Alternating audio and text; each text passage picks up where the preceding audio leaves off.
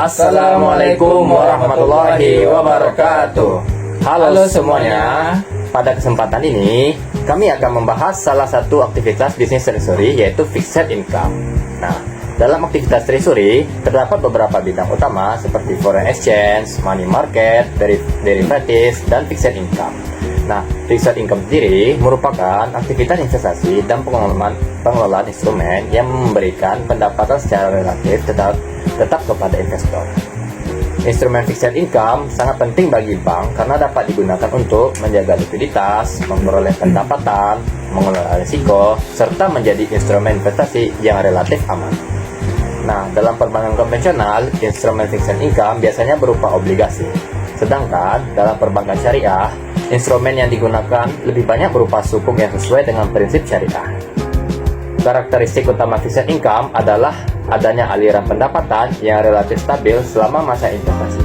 Karena itulah, instrumen ini banyak digunakan oleh treasury bank untuk mengelola dana dalam jumlah besar.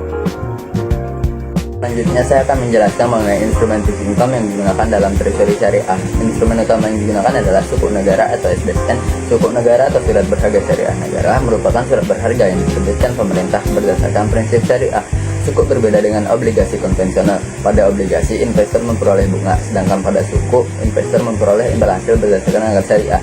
Contoh akad yang digunakan ada ijarah, mudharabah, musyarakah. Lalu ada sukuk korporasi. Selain pemerintah, perusahaan juga dapat menerbitkan sukuk untuk memperoleh dana dari masyarakat. Instrumen ini memberikan alternatif pendanaan yang sesuai dengan syariah. Lalu ada sukuk retail. Instrumen ini ditujukan kepada masyarakat umum dan sering digunakan sebagai sarana investasi syariah. Bagi treasury bank, instrumen-instrumen tersebut dapat digunakan sebagai investasi, pengelolaan likuiditas, maupun pengelolaan portofolio. Keuntungan penggunaan suku adalah: pertama, sesuai prinsip syariah; kedua, risiko relatif lebih rendah; ketiga, memiliki pasar yang terus berkembang. Selanjutnya saya akan menjelaskan bagaimana fixed income digunakan dalam aktivitas treasury bank syariah. Treasury bertugas mengelola dana bank agar tetap produktif dan aman.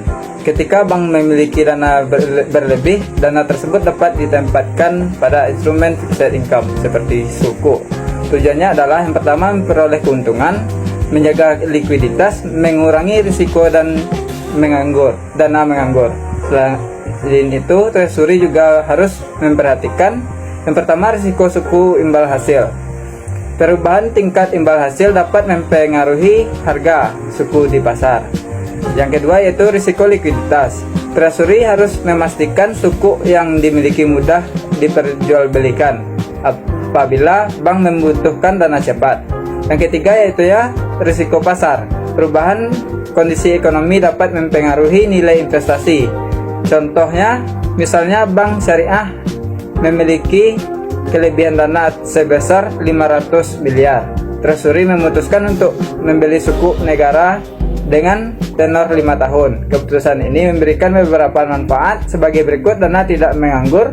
Yang kedua, memperoleh pendapatan dari imbal hasil suku. Yang ketiga, meningkatkan profitabilitas bank. Yang keempat, tetap sesuai prinsip syariah.